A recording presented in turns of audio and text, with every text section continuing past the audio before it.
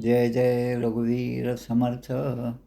शुका सारिखे पूर्ण वैराग्य जाचे, वसिष्ठा परिज्ञान योगेश्वराचे. कवी वाल्मिका सारिखा मान्य ऐसा, नमस्कार माझा सद्गुरु रामदासा. श्रीराम मला वाटते अंतरी त्वा वसावे, तुझ्या दासबोधासी त्वा बोध व्हावे.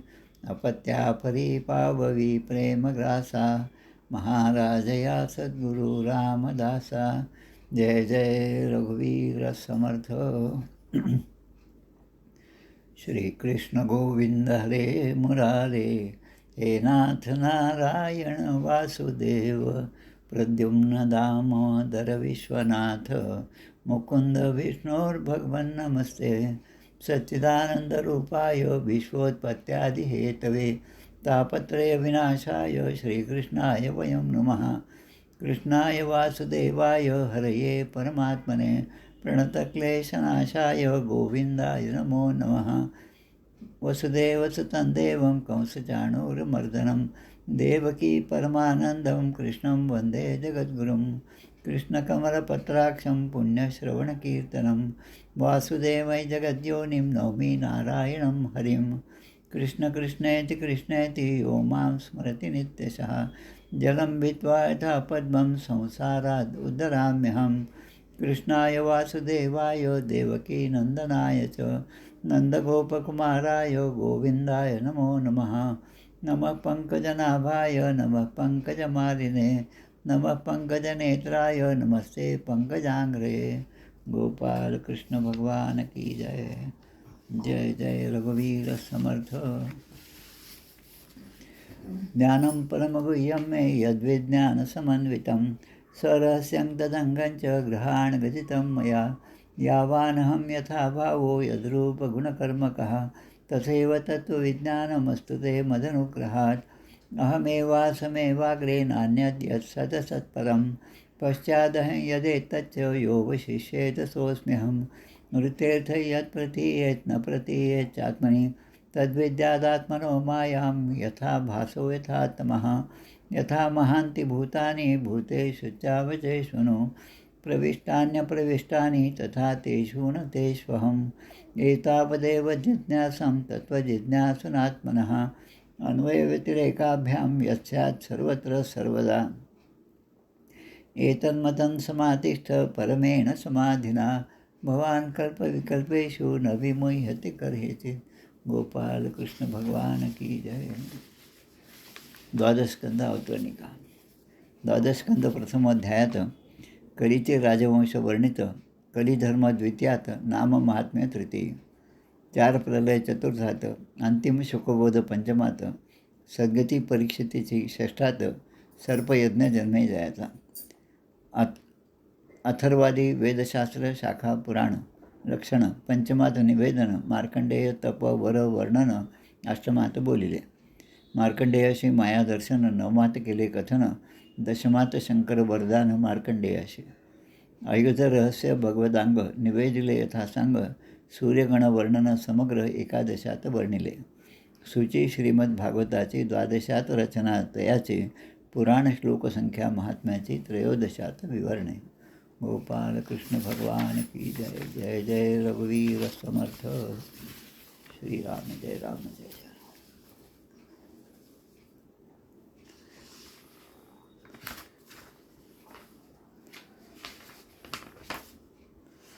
श्रीराम जय राम. द्वादश स्कंदामधला आजचा 9वा अध्याय. वसुबारस. आजची एकादशी रमा एकादशी आणि वसुबारस म्हणजे आता दिवाळीची खऱ्या अर्थाने सुरुवात झाली. दिवाळीनिमित्त सर्वांना हार्दिक शुभेच्छा. वसुबारस म्हणजे ज्यावेळेस सवत्स गाईचं पूजन करण्याचा दिवस.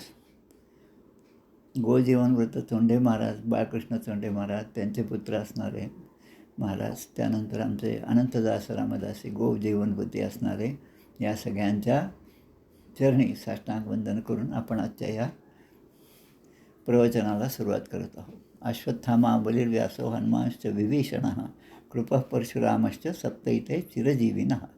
सप्तैतान् संस्मरे नित्यं मार्कण्डेयम् अथाष्टकं जीवत वर्षशतं सोपी सर्वव्याधी विवर्जितं कुठल्याही प्रकारच्या व्याधी न होता जीवत वर्षशतं सोपी असा आशीर्वाद भगवंताकडून आपण मागतो आणि त्यावेळेस या सगळ्या चिरंजीवांचं आपण त्यांचं स्मरण करावं असा हा श्लोक या ठिकाणी आहे, ज्यामध्ये मार्कंडेयम अथाष्टकम 8वा जो क्रमांक आहे तो मार्कंडेय ऋषींचा आहे. त्या मार्कंडेयांचा आपण उल्लेख मागच्या वेळेसुद्धा एका पुराणांच्या संख्येमध्ये केला. 18 पुराणं मद्वयम वद्वयम चैव व्रत्रयम व चतुष्टयम अनापलिंगकुस्कानी पुराणानी प्रत्यक्षते. मद्वयम म पासून सुरू होणारे 2 पुराणे आहेत, मार्कंडेय पुराण आणि मत्स्य पुराण. त्यामधलं मार्कंडेय पुराण जो आहे जे सगळ्यात लहान पुराण आहे की ज्याचे श्लोक 9000 आहेत. सगळ्यात लहान म्हटलं तर 9000 श्लोक असणारं हे मार्कंडेय पुराण मार्कंडेय ऋषींनी लिहिलं. या मार्कंडेय पुराणाबद्दल थोडंसं आपण 2 मिनटं पाहूया. व्यासाने आपल्या 4 शिष्यांना ही 4ही पुराणं वाटून दिली होती. हे 4ही वेद वाटून दिले होते. त्यांचे एक शिष्य जैमिनी आणि ते जैमिनी हे मार्कंडेय ऋषींच्याकडे गेले आणि जैमिनी आणि मार्कंडेय ऋषी यांचा संवाद म्हणजे मार्कंडेय पुराण आहे. जैमिनी ऋषीने काही प्रश्न या ठिकाणी मार्कंडेय ऋषीने विचारले की भगवंताने मनुष्यरूप का धारण केले. आता याचं उत्तर आपण प्रत्येकजण देऊ शकतो. का धारण केलं? परित्राणाय साधूनां विनाशाय च दुष्कृतां हे आपलं गीतेतलं वाक्य आहे. त्याचप्रमाणे अजून एक प्रश्न विचारला तो महाभारताच्या संदर्भात आहे की द्रौपदी जी आहे, द्रुपद राजाची कन्या असणारी द्रौपदी ही 5 पांडवांची राणी का झाली. म्हणजे तिचं कोणतं कर्म होतं की तिला त्यावेळेस 5 पांडवांची राणी व्हावं लागलं. त्याचबरोबर तिचे जे 5 पुत्र होते द्रौपदीचे, ते 5 पुत्र तरुण होते, बलाढ्य होते, बलशाली होते, पण त्यांना ते अविवाहित असताना त्यांना मृत्यू का आला असे काही प्रश्न त्या ठिकाणी विचारले.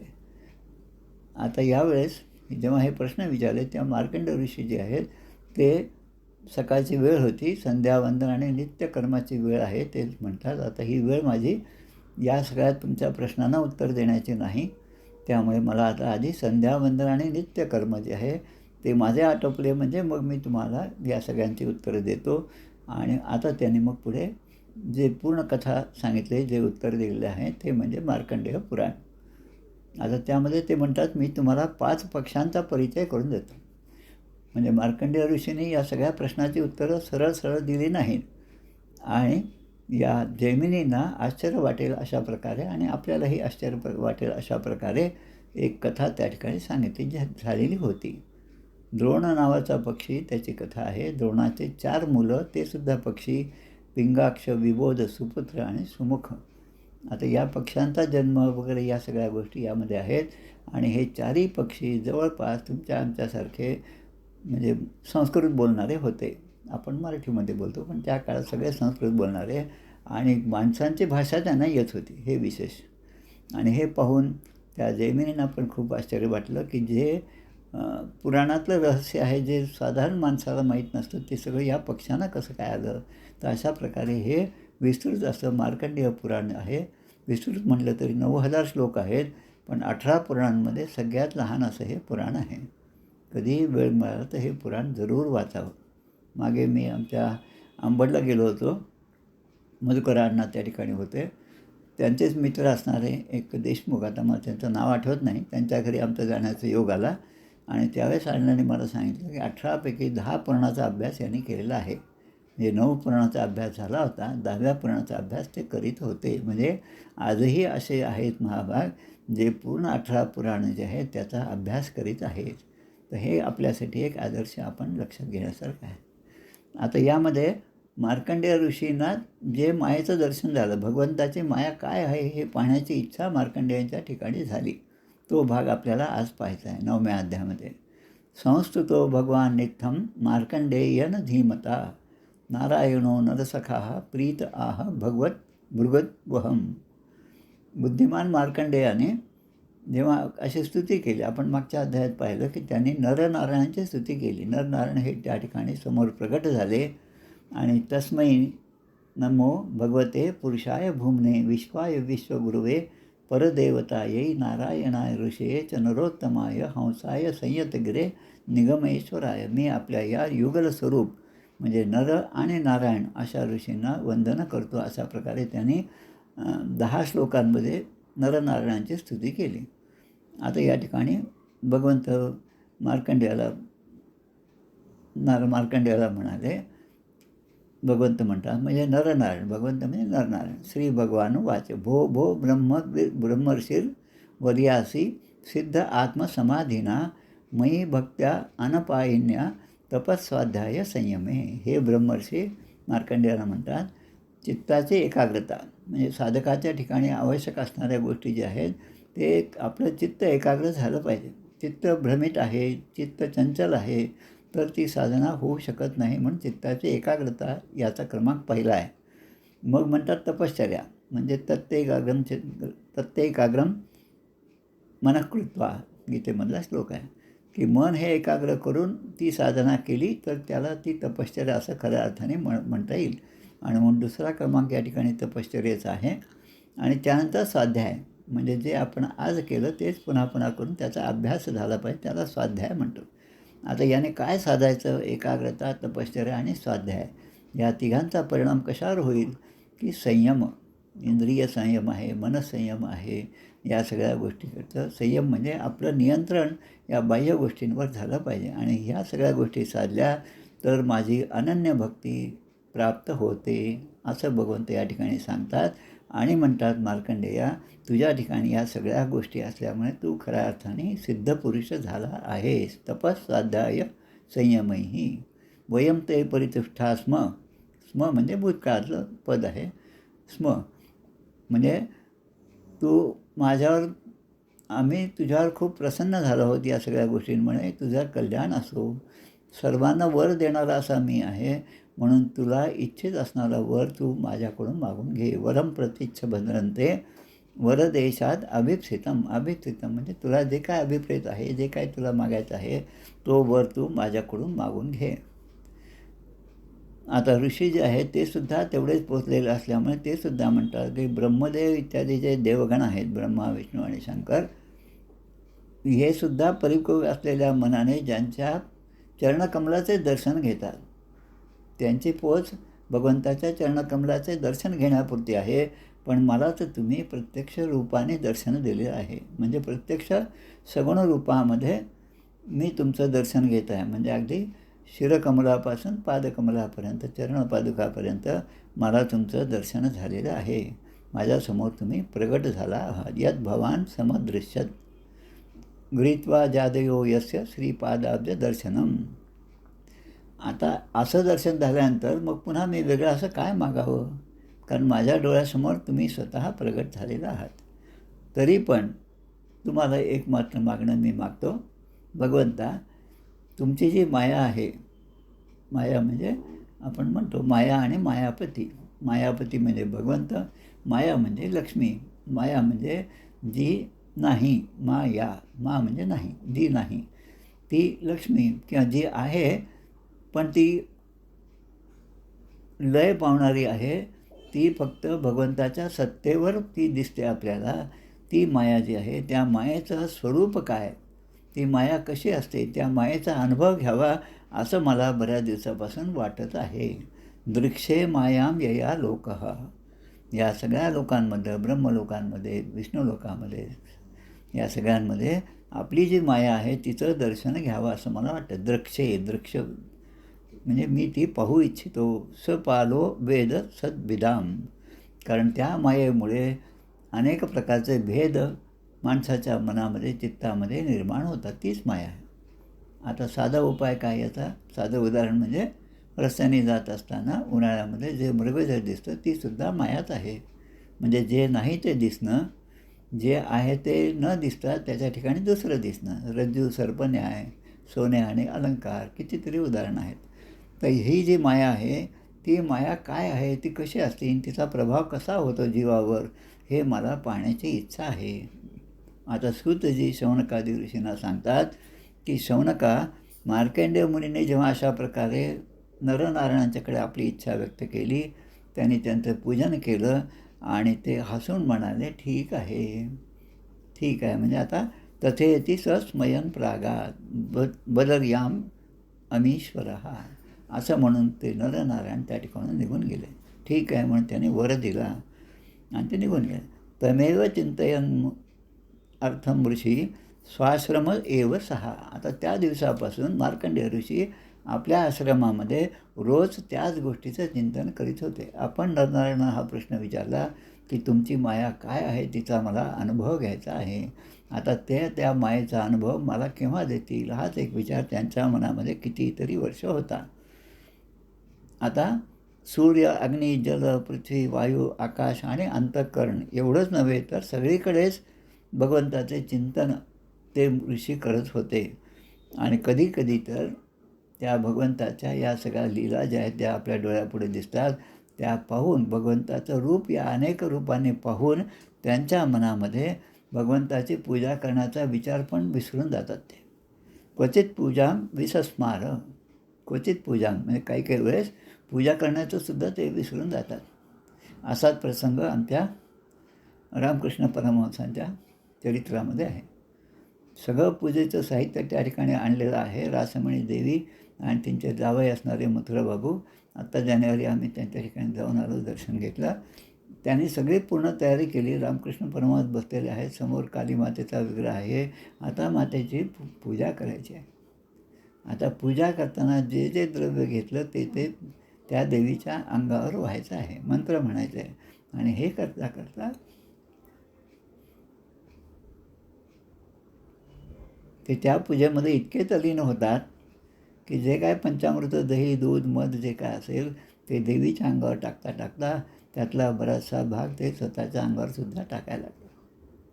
तसं या ठिकाणी क्वचित पूजा विसस्मार, भगवंताची नरनारायणाची पूजा करणं हे सुद्धा क्वचित ते विसरून जात होते. आता अशी परिस्थिती त्यांची झाल्यावर एके दिवशी तस्य एकदा भृगुश्रेष्ठ, भृगुवंशामध्ये हे मार्कंडेय ऋषी आहेत. पुष्पभद्रा तटे मुने, हे पुष्पभद्रा नदीच्या तटावर असणारे हे मुनी, मार्कंडेय मुनी आपली उपासना करीत होते. उपासीनस्य संध्यायाम ब्रह्मण वायुर अभून महान. अभून म्हणजे असा एक वायू अशा प्रकारे त्या ठिकाणी सुरू झाला. इतकं मोठं वादळ यायला लागलं. संध्याकाळची वेळ आहे, ते आपली उपासना करीत होते. जोरदार तुफान त्या ठिकाणी सुरू झालं. आता ते त्या ठिकाणी पूजाच करत होते.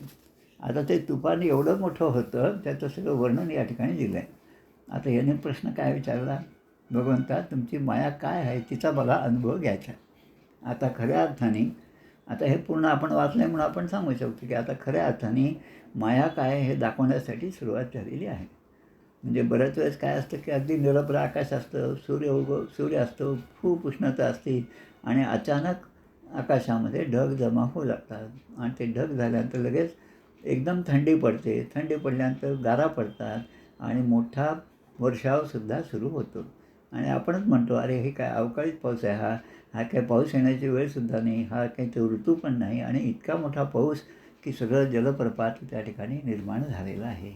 अनेक गोष्टी वाहून जात आहेत. ते पाहून की अकराळ विक्राळ असं ते भगवंताचं स्वरूप त्या पुराच्या रूपाने आतासुद्धा भारताच्या अनेक भागांमध्ये आपल्याला पाहायला मिळत आहे. तसं तम चंडशब्दम समुदीरयंतम बलाहका अन्वभवन करालाहा म्हणजे अकराळ विक्राळ असं स्वरूप ढगांचं हे आकाशामध्ये दिसू लागलं. त्याच्यानंतर अक्षस्थभिष्ठा मुमुचुस तडिद्भी म्हणजे त्या काय म्हणतो आपण त्याला, विजा.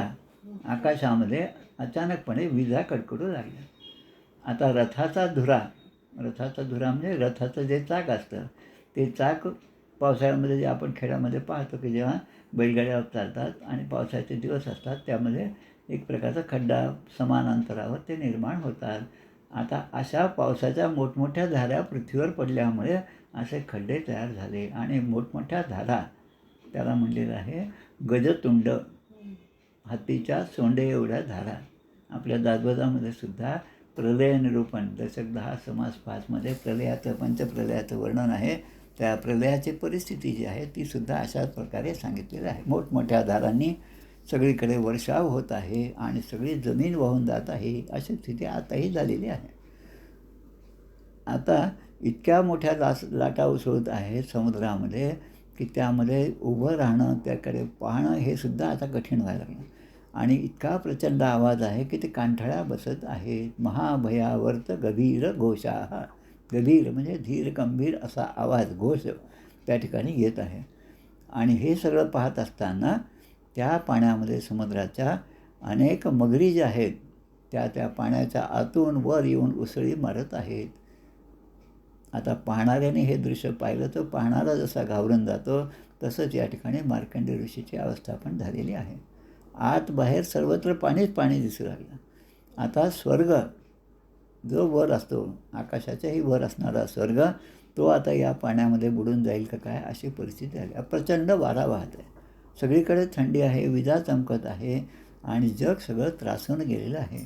मार्कंडेय मुनीने जेव्हा असे पाहिलं, चतुर्विधम वीक्ष सहात्मना मुनिः जलाप्लुतां क्ष्मां विमनाः समत्रसत. जलाप्लुतां, प्लुत म्हणजे पाण्याच्या प्रचंड लाटा.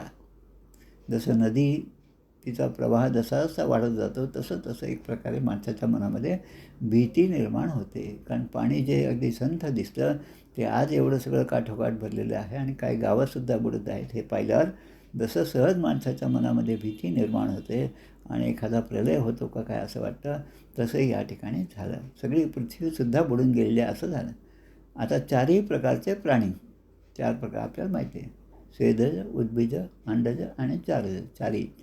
चारी खाणे, चारी प्राणी ते सुद्धा आता त्रासलेले आहेत आणि अतिशय व्याकुळ झालेले आहेत. तेव्हा मार्कंडेय ऋषी स्वतः भयभीत झाले. आता यांनीच प्रश्न विचारला, तुमची माया पाहायची आहे. आता ही माया दिसायला सुरुवात झाली. हे भयभीत झाले. आता समोरचं दृश्य पाहून भयभीत होणं, हे सुरुवातीला जे 4 गुण दिले होते याच अध्यायामध्ये, कोणते? चित्ताची एकाग्रता, तपश्चर्या, स्वाध्याय, संयम आणि माझी अनन्य भक्ती. हे तुझ्या ठिकाणी असणारे 4-5 गुण पाहिल्यामुळे मी तुमच्यावर प्रसन्न झालो आणि म्हणून नरनारायण म्हणतात की तू काहीतरी वर मागून दे. आता ज्याच्या ठिकाणी एवढी एकाग्रता आहे, ज्याच्या ठिकाणी एवढी तपश्चर्या आहे, ज्याच्या ठिकाणी स्वाध्याय आहे, संयम आहे इंद्रियांवर आणि अनन्य भक्तीसुद्धा आहे, आणि हे सगळं असूनही ज्याचं चित्त विचलित होतं त्यालाच माया असं म्हणतात. आता या प्रलय समुद्रामध्ये, आता समुद्र आणि प्रलय झालेला आहे, त्यामध्ये प्रचंड लाटा उसळत आहे आणि पाण्याचा वेग एवढा आहे की पाणी उसळत आहे आणि प्रलयकालीन ढग जे आहेत ते समुद्राला पाण्याने भरून टाकत आहे. समुद्राला आता पाण्याने भरून टाकत. खूप वर्षापूर्वीची गोष्ट आहे. दापोलीला विद्यापीठाच्या कामाने जेव्हा गेलो, परीक्षेच्या कामाने, तेव्हा तिथून आम्ही अंजरला नावाचं बेट आहे, गणपतीचं मंदिर आहे, तिथे गेलो. त्यावेळेस काही पूल वगैरे नव्हता, छोट्या होडीतून इकडून तिकडे जावं लागत होतं. तेव्हा सहज इकडून तिकडे जाताना काय 5 मिनटाचं अंतर असेल त्या होडीने, तेव्हा मी प्रश्न विचारला होता की पावसाळ्यामध्ये इथे खूप पाणी येत असेल ना. हा प्रश्न माझा अज्ञानाने वेड्यासारखा होता. कितीही पाऊस आला तरी समुद्र जो आहे तो कधीही भरून जात नाही, मर्यादेच्या बाहेर जात नाही. समुद्राऐशी साठवणं तो सत्वगुण, हे नंतर शिकलो. पण जेव्हा प्रश्न विचारला तेव्हा अज्ञानाने हा प्रश्न विचारला, त्याची आठवण या ठिकाणी होते. आता या ठिकाणी समुद्राला पाण्याने सगळं अजून जे वरनं पाऊस पडत होता त्याने अजून भरून टाकत होतं. समुद्राने सगळे द्वीप, वर्ष, पर्वत आणि सगळी पृथ्वीच बुडून टाकली होती. आता एवढं सगळं मार्कंडेयांना दिसायला लागलं डोळ्यापुढे. आता त्याच्या पुढे जाऊन पृथ्वी सक्ष्मांतरिक्षम सजीवम सभागणम त्रैलोक्यम आसीत सह दिग्भिर अप्लुतम. म्हणजे पृथ्वी, अंतरिक्ष, स्वर्ग, ज्योतिर्मंडळ आणि दिशांसह 3 लोक हे सगळे पाण्यात बुडाले आहेत असं त्यांना दिसलं. आता सगळे जरी बुडाले तरी मार्कंडेय मुनी हे एकटे शिल्लक होते.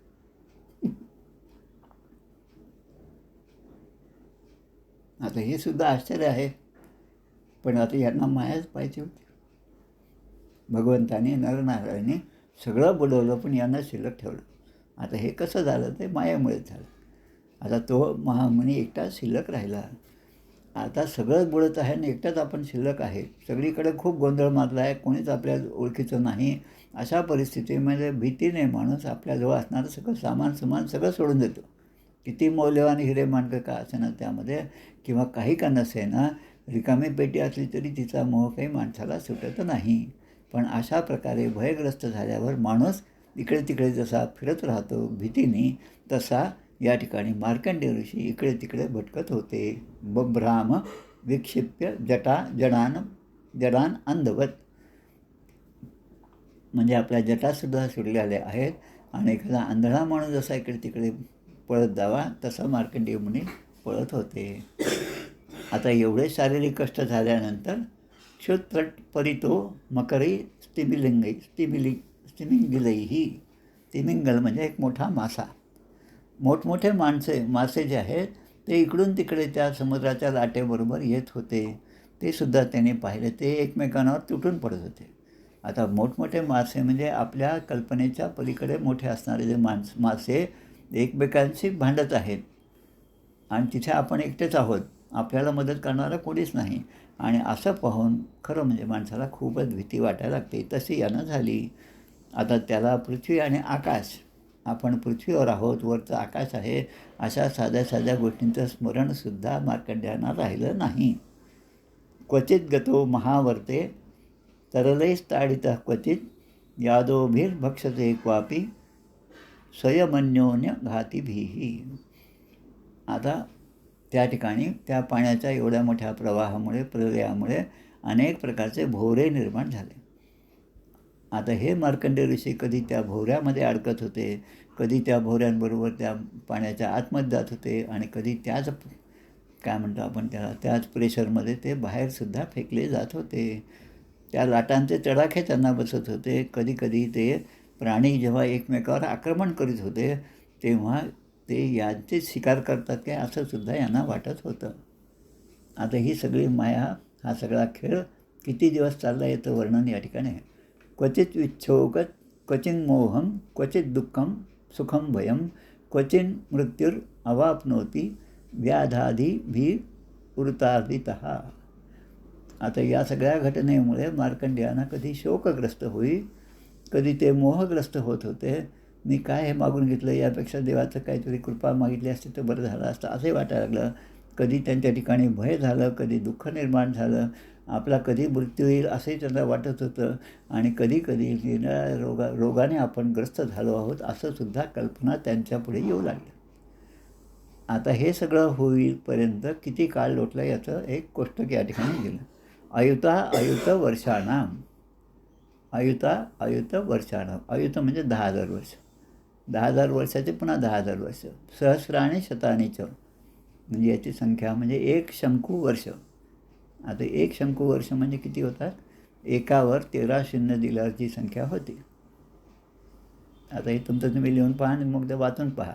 उद्या सांगा मला काय ते 1वर 13 शून्य म्हणजे किती, ते आपल्याला वाचतासुद्धा येणार नाही. तर इतकी वर्ष ही सगळी माया त्यांनी स्वतः पाहिली. आता अशा प्रकारे ते भटकत असताना आता भगवंतांनी माया पूर्ण दाखवली. आता भगवंताची कृपा दाखवण्याची वेळ आली. स कदाचित भ्रमस्तस्मिन् पृथिव्यां ककुदी द्विजः.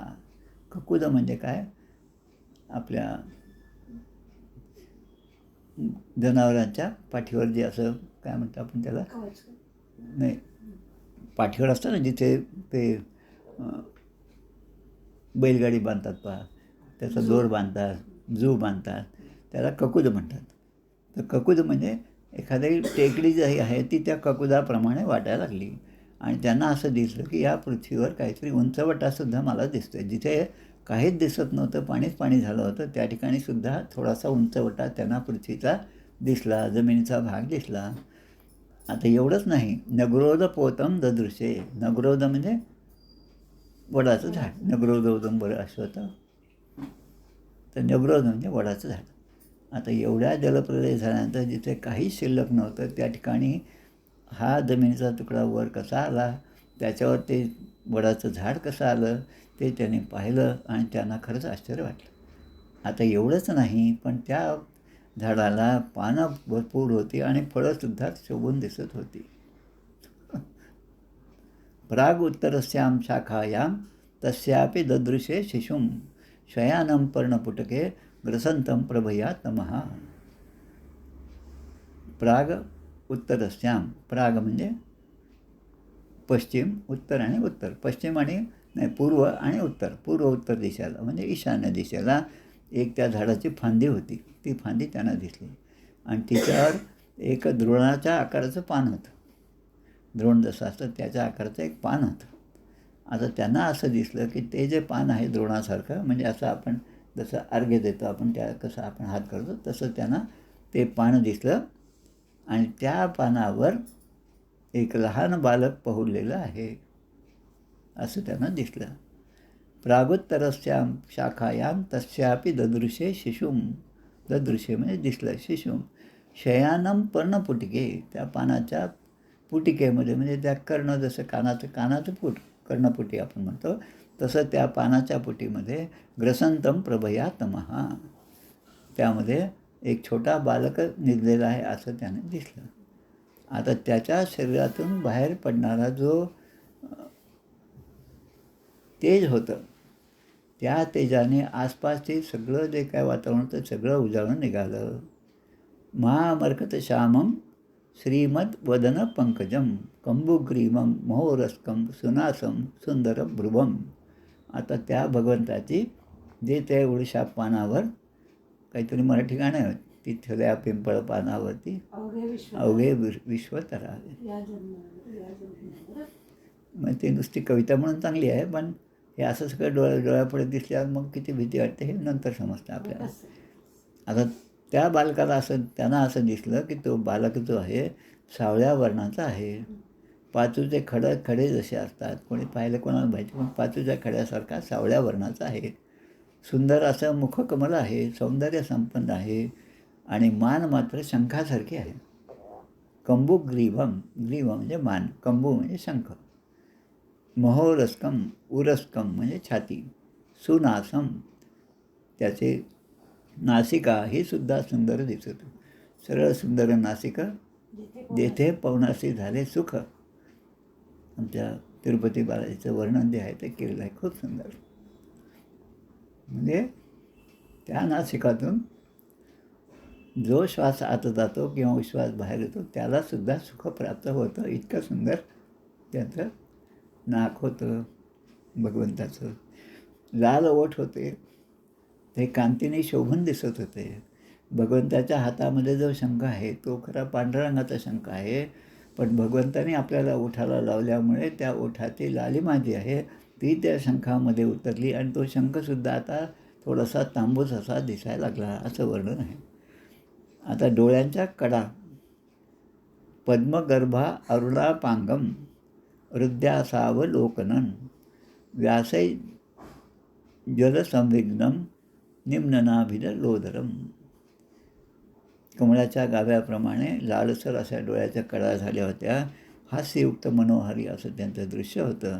नाभी कमळसुद्धा तेवढंच खोल होतं आणि त्या इवलेसे पोट पिंपळाच्या पानाप्रमाणे दिसत होते असं सगळं भगवंताचं वर्णन आहे. मुखे निधाय विप्रेंद्रो धयंतम वीक्ष विस्मितः. ते बालक जे आहे ते काय करत होतं, तर जसं आपण लहान मूल पाहतो, आपण पाळण्यामध्ये पडलेलं झोपलेलं ते लहान मूल, आता खेळायला काहीच नाही म्हणून आता ते आपलंच खेळणं आपणच निर्माण करायचं आणि आपणच खेळायचं. त्याप्रमाणे आपला पाय जो आहे तो त्याला तो सारखा खालीवर होताना दिसतो आणि तो पाय आपल्या हाताने पकडायचा लहान मूल प्रयत्न करतो आणि एकदा काय त्याचा पाय हातामध्ये आला की त्या पायाचा अंगठा तो जसा आपल्या तोंडात घालतो तसं या ठिकाणी त्यांना दिसायला लागलं. मुखे निधाय विप्रेंद्रो धयंतम वीक्ष विस्मितः. तो तोंडामध्ये घेऊन तो अंगठा चोखत होता आणि हे पाहून मार्कंडेय ऋषी आश्चर्यचकित झाले.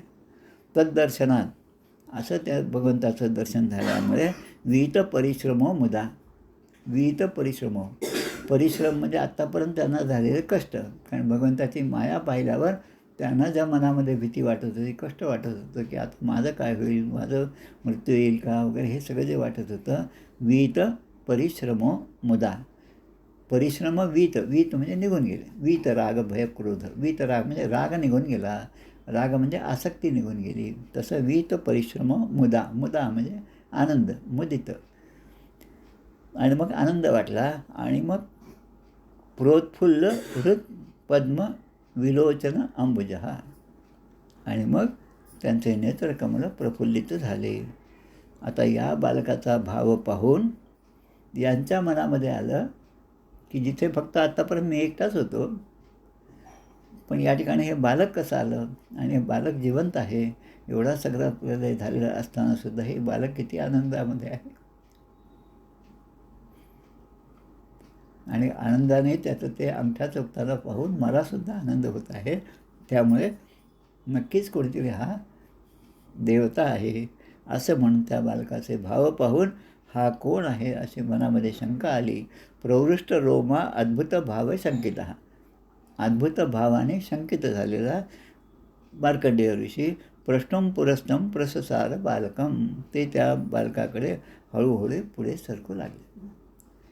तावत शीर्षोर्वै व्यसितेन भार्गवः स्वतः शरीरम मशको यथा विशत. आता एखादा डास जो आहे तो कसा आपल्याला चुकून एखाद्या होतं, तोंडात जातो, एखाद्या नाकात जातो, आपल्याला माहीत पण नसतं, इतक्या तो वेगाने येतो आणि कधी तो आपल्या अंगात जातो हे आपल्याला समजत पण नाही. तसं त्या बालकाचा श्वास जो होता, त्या छोट्याशा बालकाने श्वास घेतला, आतमध्ये घेतला आणि ते घेतल्याबरोबर मार्कंडेय ऋषी त्याच्या शरीरामध्ये त्यांचा प्रवेश झाला मार्कंडेयात. आता आत गेल्यानंतर स्वतः शरीरम मशको यथा विशत. विशत म्हणजे जसा मशक म्हणजे डास जो आहे त्याने जसा प्रवेश करावा तसं मार्कंडेय ऋषींनी त्या छोट्याशा बालकाच्या शरीरामध्ये प्रवेश केला. म्हणजे आपोआप ही गोष्ट घडली. तत्राप्यदो न्यस्तम चष्ट कृष्णशो यथा पुराम उयदतीव विस्मितः. आणि आत गेल्यानंतर त्यांनी काय पाहिलं असेल तर जी सृष्टी बाहेर दिसत होती, जसा प्रलय पाहिला, जसे डोंगर पाहिले, जशा नद्या पाहिल्या, जसे झाडे पाहिली, जसा जलाशय पाहिला, हे सगळ्या गोष्टी त्यांना आतमध्ये दिसायला लागल्या. आणि हे पाहिल्यामुळे यथा पुराम मुह्यदिती व विस्मितः, आणि त्यांना खूप आश्चर्य वाटायला लागलं की, आणि त्यांना काहीच कळायला नाही काय चाललं काय नाही, काही समजलं नाही. आता त्या ठिकाणी जवळपास 23 गोष्टींची यादी या ठिकाणी केलेली आहे. खम रोदसी भगणान अद्रिसागरान, कोणत्या कोणत्या गोष्टी त्यांना दिसल्या. त्याच्या शरीरामध्ये आकाश आहे, अंतरिक्ष आहे, ज्योतिर्मंडल आहे, सगळे ग्रह आहेत, नक्षत्र आहेत, तारे आहेत, पर्वत आहे, समुद्र आहे, द्वीप आहे, वर्ष आहे, सप्तद्वीपे, नववर्ष, दिशा आहेत, 8 दिशा, मग 10 दिशा, मग हे सगळे आहेत. सगळ्या देवता, त्याच्यानंतर दैत्य, वन, देश, नद्या, नगरे, खाणी, गाव, गवळीवाडेसुद्धा आहेत, आश्रम आहेत, वर्ण आहेत, आचार, पंचमहाभूते आहेत, त्यांनी बनलेली शरीरे आहेत. हे सगळ्या वस्तू त्याच्यामध्येच पाहिलं. आणि अनेक युग आणि अनेक कल्प यांच्या भेदाने युक्त असा काळसुद्धा त्या ठिकाणी आहे. भेद आणि कल्प. आणि एवढेच नव्हे तर या सगळ्या जगाचा व्यवहार जो चालतो, मय्याध्यक्षेण धीमता, माझ्या अध्यक्षतेखाली हे सगळे व्यवहार चालतात, असं जसं भगवंत म्हणतो ते अगदी खरं असल्यासारखं मार्कंडेय ऋषीला दिसून आलं. त्यामध्ये त्याने पाहिलं की हिमालय पर्वत आहे, आपला आश्रम ज्या नदीच्या काठी आहे ती पुष्पभद्रा नदी आहे. आपला आश्रमसुद्धा त्यांनी त्या भगवंताच्या पोटामध्ये शरीरामध्ये पाहिला. त्यांच्याबरोबर असणारे जे ऋषी आहेत, जे त्यांचे शिष्य होते, काही त्यांच्या सत्संगामध्ये येणारे होते, ते सुद्धा त्यांना त्या ठिकाणी दिसले. म्हणजे आता सगळ्याची जाणीव त्यांना झाली. हे भगवंतांनी पाहिलं नरनारायणाने, आणि आता याला खरं दर्शन झालेलं आहे असं पाहिल्याबरोबर एका क्षणामध्ये त्या छोट्या बाळाच्या उच्छ्वासाबरोबर मार्कंडेय ऋषी त्याच्या शरीरातून बाहेर पडले, पुन्हा त्या प्रलय समुद्रामध्ये येऊन पडले. आता इकडे प्रलय आहे, त्यामध्ये मार्कंडेय ऋषी येऊन पडले. हिमालयम पुष्पवहाम च ताम नदीम निजाश्रमम तत्र ऋषीन अपश्यत. अपश्यत म्हणजे भूतकाळ, पश्यचा भूतकाळ, दृश्य पश्य धातू आहे, दृश्य पश्य.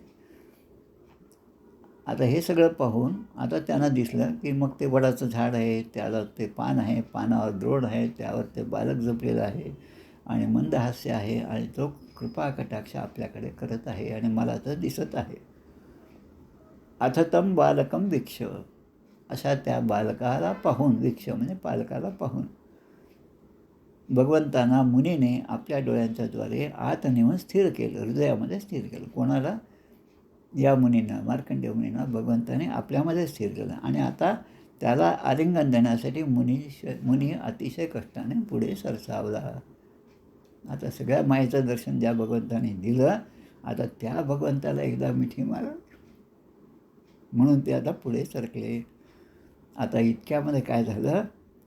तावत्स भगवान साक्षात योगिदीशो गुहाशय अंतर्दध ऋषे सद्यो येथे हानीश निर्मिता. आता त्या भगवंताला आपण जाऊन कवटाळावं, प्रेमप्रीतीने बांधावे सर्वोत्तमासी. इतक्यात ते योगांचे अधिपती योगेश्वर भगवान श्रीकृष्ण सर्वांच्या हृदयामध्ये जे असतात, सर्वस्यचाहं हृदय सन्निविष्टो मतस्मृती ज्ञानमपोहनंच, सगळ्यांच्या हृदयामध्ये मीच आहे असं म्हणणार ते भगवंत, त्यांना आता भेट देण्यासाठी हे पुढे सरसावले. आणि त्याच वेळेस ते भगवंत तिथून अंतर्धान पावले. जसे असमर्थ पुरुषांचे परिश्रम फळ न देताच वाया जातात. असमर्थ म्हणजे काहीतरी त्यांच्याकडून चूक होती आणि मग ते शेवटचा जो आनंद आहे तो त्यांना मिळत नाही, तसं यांना एका क्षणभर त्यांना तसं वाटलं. तमन्वथ वटो ब्रह्मन् सलीलं लोकसंप्लवः तिरोधायी क्षणादस्य स्वाश्रमे पूर्ववत स्थितः. आता भगवंत अंतर्धान पावले. मायापती निघून गेल्यावर माया जी आहे ती कशाला राहील इथे? ज्याची लक्ष्मी आपण तो बळकट धरावा. लक्ष्मी ज्याची दासी आहे त्या नारायण असे विश्वी त्याची पूजा करीत जावी, या कारणे तो स्वावी कोणीतरी काय. समर्थ आपल्याला प्रत्येक ठिकाणी उत्तर देतात, मार्ग देतात आणि क्वचित घेता आड राहणं मार्गी लवतो त्वरे. तसे या ठिकाणी बालक अंतर्धान पावताच ते वडाचं झाड जे दिसत होतं, त्याची फांदी ईशान्येकडे होती, ते पाणी होतं, प्रलयाचा देखावा होता, त्यामध्ये असणारे मोठमोठे मगर होते, ते हे सगळे दिसेनासे झाले, हे सगळं अदृश्य झाले. आणि आता काय दिसलं मार्कंडेयांना? ते पाहता तो पहिल्यासारखाच आपला आश्रम पुष्पभद्रा नदीच्या काठी आहे, आश्रम आहे. आपल्याबरोबर राहणारे शिष्य आणि इतर ऋषीगणसुद्धा त्या ठिकाणी आहेत. आणि मार्कंडेय ऋषी जसे ध्यानामध्ये त्या संध्याकाळी बसलेले होते तसेच ते ध्यानामध्ये बसलेले आहेत. असं भगवंताच्या मायेचं दर्शन मार्कंडेय ऋषींना घडलं. इति श्रीमद्भागवते महापुराणे पारमहंस्यां संहितायां द्वादशस्कंधे मायादर्शनं नाम नवमोऽध्याय. नाशिक जिल्ह्यामध्ये वणी सप्तशृंगीची जी देवी आहे त्या देवीला जाण्याचा योग आत्ता 2 वर्षापूर्वी आला. त्यापूर्वी दुर्गा सप्तशतीचं पूर्ण संथा घेतली आणि त्यामुळे दुर्गा सप्तशतीचं दर आठवड्यामध्ये एक तरी पारायण माझ्याकडून होत आहे, त्याचाही आनंद आहे. आणि त्यामध्ये ज्या ज्या कथा आहेत, ज्यांना संस्कृत समजत नसेल त्यांनी साधं पुस्तक आणावं, त्यामध्ये दिलेला हिंदी किंवा मराठीचा अर्थ जो आहे तो वाचावा आणि त्या दुर्गा सप्तशती ग्रंथाचा त्याचा आनंद घ्यावा. आणि हे सगळं ज्याने लिहिलं त्या मार्कंडेय ऋषींनी, त्या मार्कंडेय ऋषींचं स्थान त्या वणी सप्तशृंगीच्या डोंगराच्या पुढे जो डोंगर आहे ते स्थान म्हणजे मार्कंडेय ऋषींचं स्थान आहे.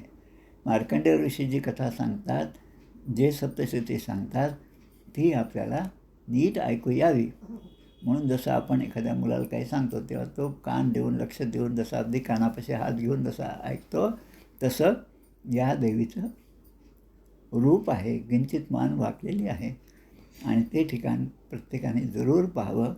आता या आश्रमामध्ये बसलेले मार्कंडेय ऋषी ते स्वतःच पाहतात आणि भगवंताच्या मायेचा हा सगळा अनुभव त्यांना या ठिकाणी घेतलेला आहे. इथे श्रीमद्भागवते महापुराणे पारमहंस्यां संहितायां द्वादशस्कंधे मायादर्शनं नाम नवमोऽध्याय. श्रीकृष्णार्पणमस्तु. आता उद्या मार्कंडेयाने ही जी तपश्चर्या केली, नरनारायण जो आशीर्वाद दिला, भगवंताच्या मायेचं दर्शन त्यांना जे घडलं, त्या मार्कंडेय ऋषींना भगवान शंकराने वरदान दिलं आहे.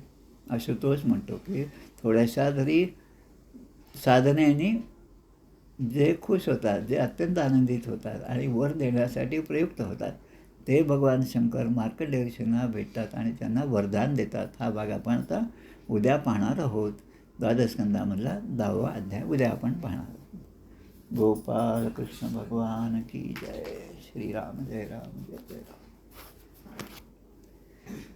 जय हो जय श्री भागवता, आरती करी तुझ भगवंता. जय हो जय श्री भागवता, आरती करी तुझ भगवंता. श्री शुकमुनीने परम भक्तीने, नाना परीने गायले ज्या हरिचरिता. आरती करी तुझ भगवंता. वेद तरुचे मधुर फळ, स्वादुरसे जे सोज्वळ. आत्मा राम मुनी अचळ, सेवुनी करीती जन सफळ. महापर्वणी आली अवनी, की अगहरणी भवजल तरणी. ती पतिता आरती करी तुझ भगवंता. येथे व्यासांची वाणी, सार्थक हरिगुण गाओ. शास्त्र पुराणी मुकुटमणी, परम प्रेमामृत जीवनी. सहज सेविता भाविक भक्ता, उदारदाता मोक्ष तत्वता देहाता. आरती करी तुझ भगवंता. गमते जणू मानस तीर्थ, द्वादश सोपाने युक्त. निर्मल भक्ती जले भरित, विहरे हरिहंस चितेथ. श्लोक सुकुमले संत अलिकुले, सेवुनी रमले भान विसरले रस पिता. आरती करी तुझ भगवंता. अपार महिमा ग्रंथाचा, वदवे ना कोणासाचा. मेवा कविवर संतांचा, प्राणची कीर्तनकारांचा. जणुबोधाचा स्वयंप्रभेचा, द्वादश कळीचा रवी अंतरिचा तमहरता. आरती करी तुझ भगवंता. ग्रंथ नव्हे हा श्रीकृष्ण, गीते वेधी मन पूर्ण. अनन्य होता या शरण, खचित टळे जन्म मरण. त्रितापदाती चिरये शांती, नाथ ही वदती रामपदी ठेवी माता. आरती करी तुझ भगवंता. जय हो जय श्री भागवता, आरती करी तुझ भगवंता. गोपाल कृष्ण भगवान की जय. जय जय रघुवीर समर्थ. श्री राम जय राम, जय जय राम. श्री राम जय राम, जय जय.